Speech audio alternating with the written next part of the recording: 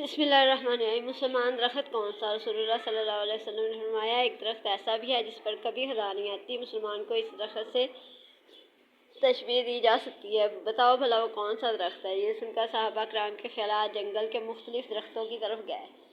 हज़रत अब्दुल्लाह बिन उमर कहते हैं, मेरे दिल में आया कि वो खजूर का दरख्त हो सकता है, मगर मैं मजलिस में कम उम्र होने की वजह से कुछ कहते हुए शर्मा गया।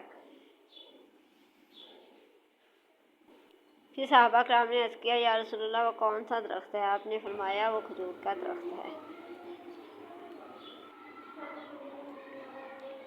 हज़रत अली से किसी ने पूछा, मैं बहुत कोशिश करता हूँ कि सूरह नमाज पढ़ूँ पर उठा नहीं जाता। हज़रत अली ने इरशाद फरमाया, ये नींद की वजह नहीं है, बल्कि तुम जो सारे दिन में गुनाह करते हो, तुम्हारी गर्दन में तौक, हाथों में हथकड़ी और पाँव में बेड़ियाँ बनकर तुम्हें उठने नहीं देते।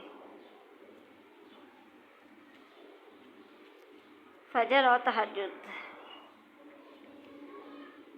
फजर और तहज्जुद खामोश नमाजें हैं। इनमें बहाए गए आंसुओं की पुकार सिर्फ अल्लाह देखता है और सुनता है। तभी तो इसमें मांगी गई दुआएं असर रखती हैं, तभी तो इनको अदा करने के बाद इंसान का दिल सुकून से भर जाता है।